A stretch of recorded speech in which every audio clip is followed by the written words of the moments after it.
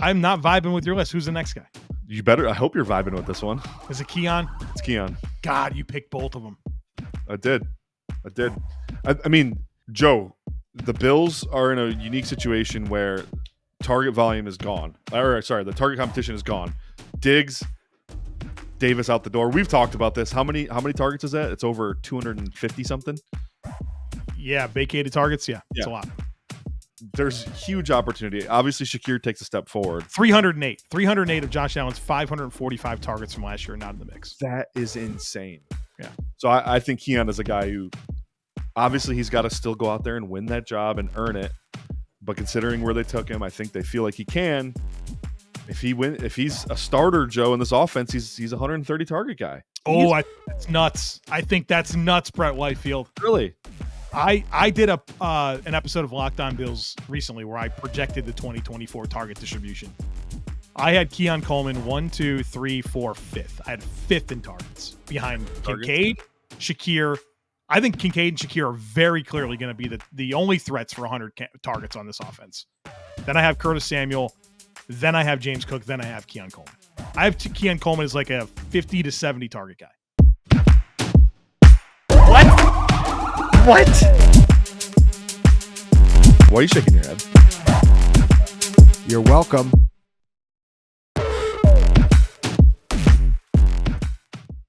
We're going to discuss who we're projecting to be all rookie players on offense. You just want to go through. We're just going to hit our list. Boom, boom, boom. This isn't like a draft, right? I didn't prepare for a draft. Yeah, it's not a draft. My methodology here was I wanted to build the best offensive lineup that I could using the rookie class and really focusing in on the rookies that I think are going to have the best seasons.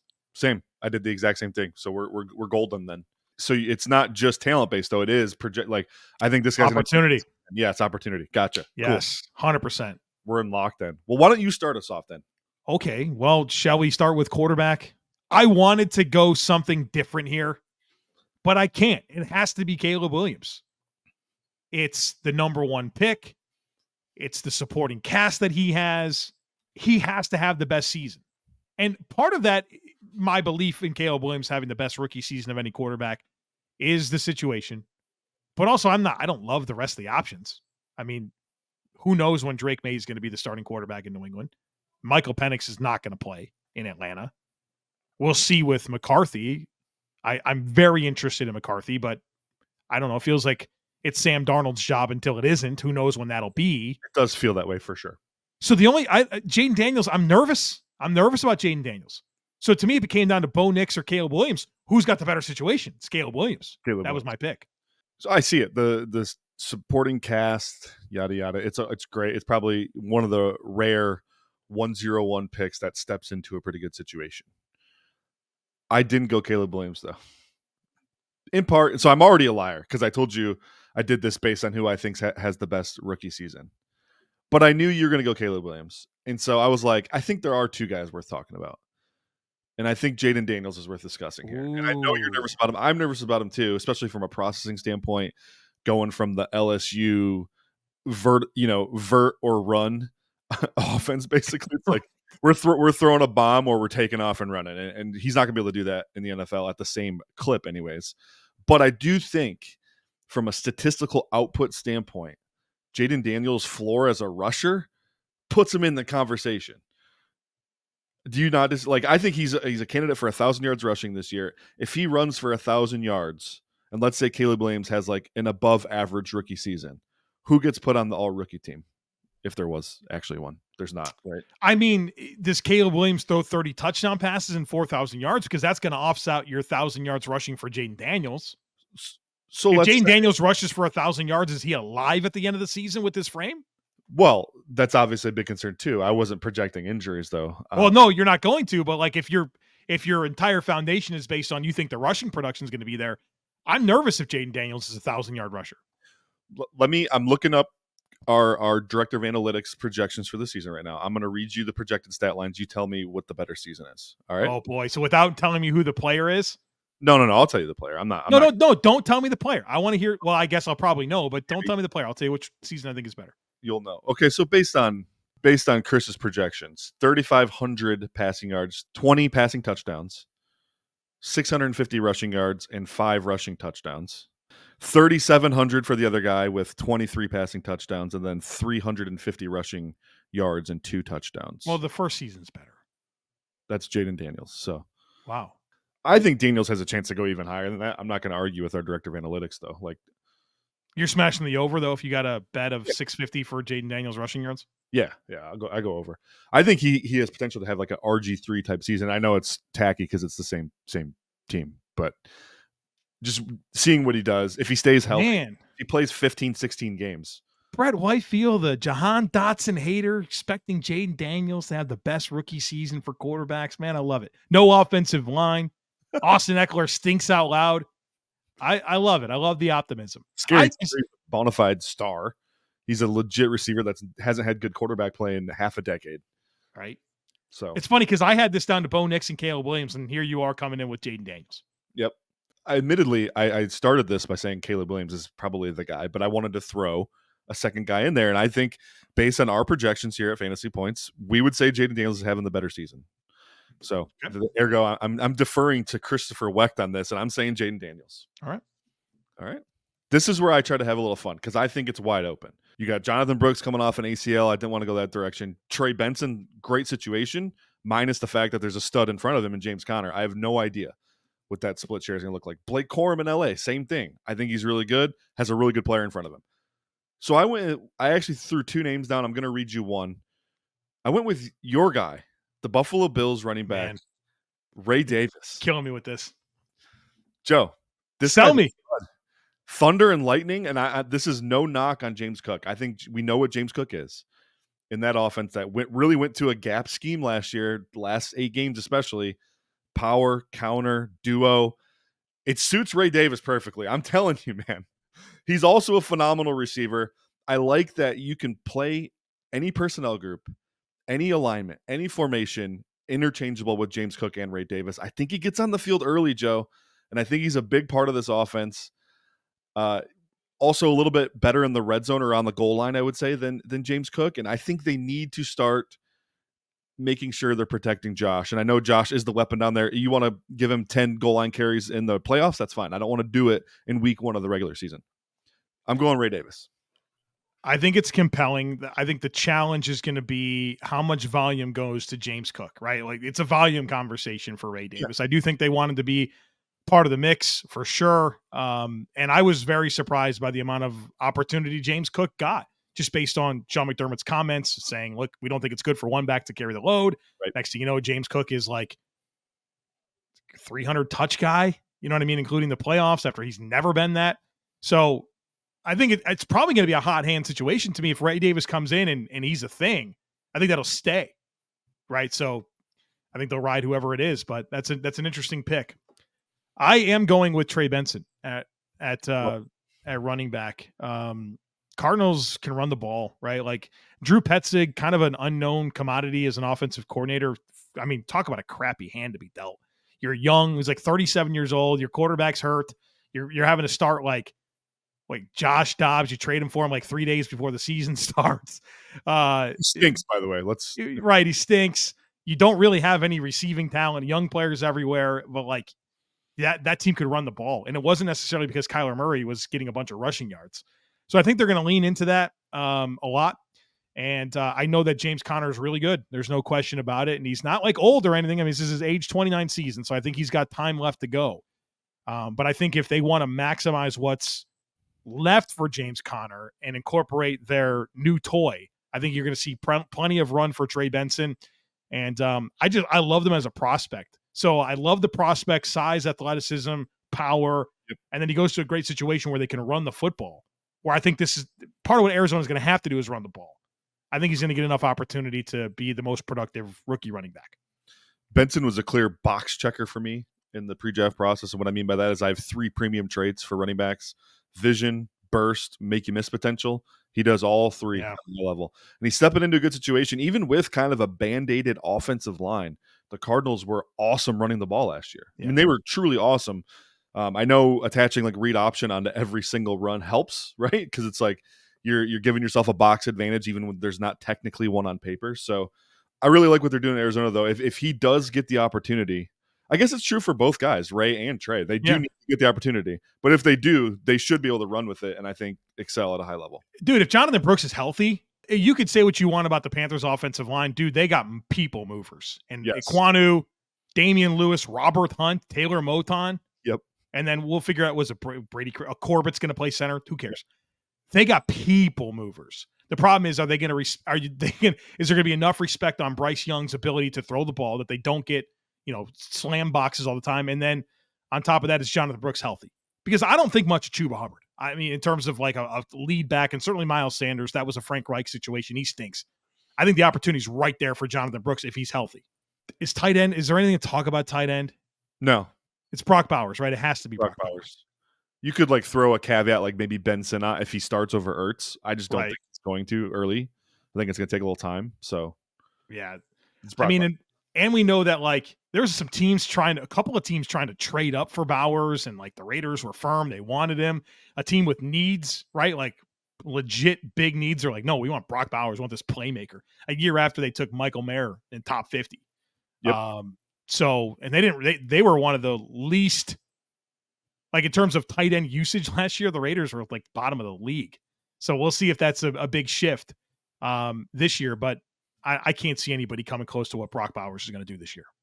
Pierce has said that he wants to get to more 12 personnel, more multiple looks as well, and Bowers gives you that option. He could very much be a slot receiver in the NFL. So, right, and there's a lot of utility with the way they're going to deploy those guys. My wide receiver core, I think two of these were really easy for me to land on.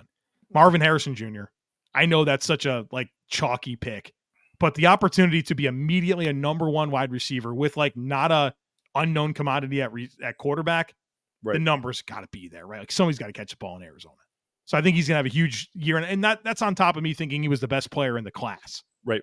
So talent, opportunity, it's right there. Then I went with Malik Nabers. And this is really rooted in a make or break year for Daniel Jones and Brian Daboll. No Saquon Barkley, no Darren Waller. I mean, who you throwing the ball to? You throwing the ball to Wan'Dale Robinson and Darius Slayton? Like, is that what we're going to do? Those guys are taking targets away from Malik Nabers. He's going to come in and get opportunity. And not that I think that Malik Nabers is this polished receiver prospect, but the upside's unbelievable. And I think it's just about getting him the ball.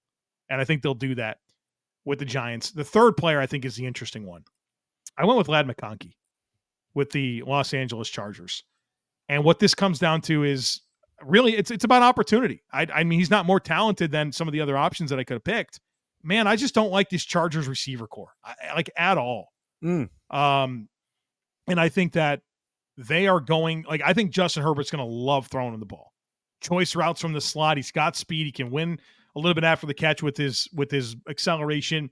I think he's just a crafty player that, you think about how often Herbert would go to like Eckler with the ball. Like, I think this is the new, like, for lack of a better phrase, like security blanket for Justin Herbert. So I think the opportunity there screams to me, and that's why I pick Ladd McConkey as kind of my third guy. I dig it. So we had Marv the same. I didn't put Malik Nabers on my list, Joe, and mostly just because of quarterback play. I think Nabers could have a great season if Daniel Jones is more 2022 Daniel Jones, where it seemed like he was an ascending player and earned that contract. Then maybe Nabers has a monster year. It's interesting too, because if you look at the way that team's constructed, they're not really set up to run the ball at all. So Devin Singletary and a bad offensive line, they're not really set up. That's not great. Yeah. So from that standpoint, I think Nabers should have a lot of opportunity. The target competition is obviously not great. So I definitely see it. He's obviously was a high draft pick as well. So typically you force the issue. I also did not have Ladd on my board. Admittedly, I was like really torn between him and the other guy.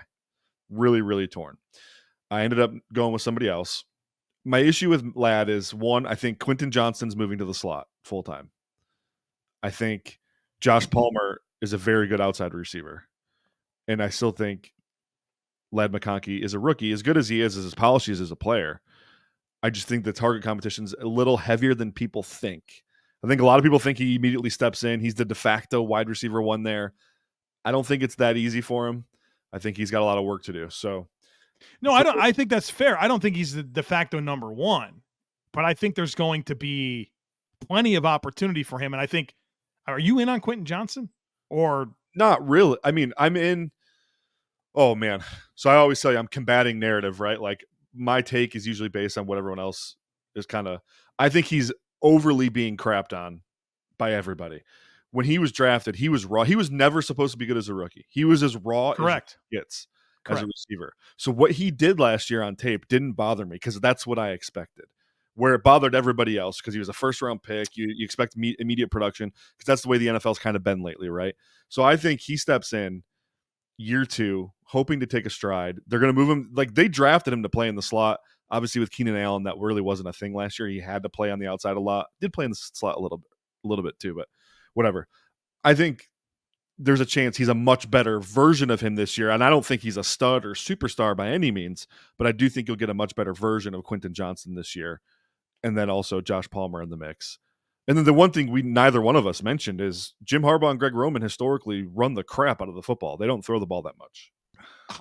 This is Quentin Johnson. I had a 3rd round grade on him. So like when he was picked in the 1st round, he met my expectations in terms of what he did last year because I didn't expect much. But I think when a team picks a player in the 1st round, I think it's appropriate at that point to, okay, I can shift here. Now you're telling me that this is a player that you foresee as like a building block and key piece of your operation. So that elevated my expectations a bit for Quentin Johnson. I think the biggest problem with Quentin Johnson is going to be that, I don't know, like this regime didn't pick him, right? Like you see this all the time. It's a great point. They did pick Ladd McConkey as was a pick 35 in the draft or something like that. So yeah, fun debate here. We'll see how it goes. Also, for clarity, I'm not saying Ladd doesn't outproduce Quentin Johnson, by the way. I'm just saying I don't think Quentin Johnson's a nothing. Right. You're saying that Quentin Johnson gets in the way of maybe what I'm expecting for Ladd McConkey. Yeah. In ways that other people aren't considering. For McConkey to be on the list at the end of the year, he needs what, 125, 130 targets? Probably. Man, there's a lot of receivers that get that much. So you think rookie receivers, though? That's been the trend of late. Like when guys but like Marv's going to go 150 plus probably. For sure. But like Nabers, I don't think Rome Odunze touches that. No, because of the competition around it. Right. But Nabers is going to go 130. I think one of my guys could go 130. Wow, I'm smashing the under on all of that. Okay. Who's your other guy? My other 2 are Xavier Worthy. Nuts. You're nuts. Why? Keep going. Who's your other one? Let's do Xavier Worthy first. Come on. Do you think he's going to be a volume piece of that offense? I know that to his credit, he was in Texas, right? Small receiver, plenty of volume. I get that. Yeah, why not? They don't have a single man beater on that team. He comes in right away, can beat man. He can beat zone. I don't think he's going to be the deep threat everyone thinks he's going to be. I think he'll be more of a volume player than a big explosive play guy. To me, the X factor is there, Hollywood Brown. Like, how healthy is Hollywood Brown? Yeah. Whew. And I think obviously the Rashee Rice situation, whatever comes of that. Yeah, he's going to miss some time, right? I don't know. You'd think so. He'll miss at least 3 games. But even if he doesn't, Rice couldn't function against man defense last year. Right, dude, really an underneath player at this point. Right, his production was so lame. He's ran drag routes, so I can just like Pat finds him. Drag, unders, screens. Yeah, it's all schemed up for him. Some zone beating element to it where he's sitting it down. But I think Worthy's going to be. I think he should be a focal point for sure. Okay. Just the route running, the precision in that route running, like that's Mahomes. His biggest issue with Rice, Sky Moore, a lot of these guys over the last few years is he can't trust them to be where they're supposed to be, when they're supposed to be there. I think Worthy solves that problem. And I know Hollywood's good too, but I do think Hollywood's more that deep over go route kind of guy in this offense, the MVS role from last year. So, all right. Okay. I'm not vibing with your list. Who's the next guy? You better. I hope you're vibing with this one. Is it Keon? It's Keon. God, you picked both of them. I did.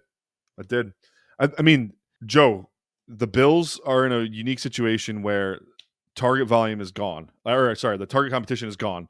Diggs, Davis out the door. We've talked about this. How many targets is that? It's over 250 something.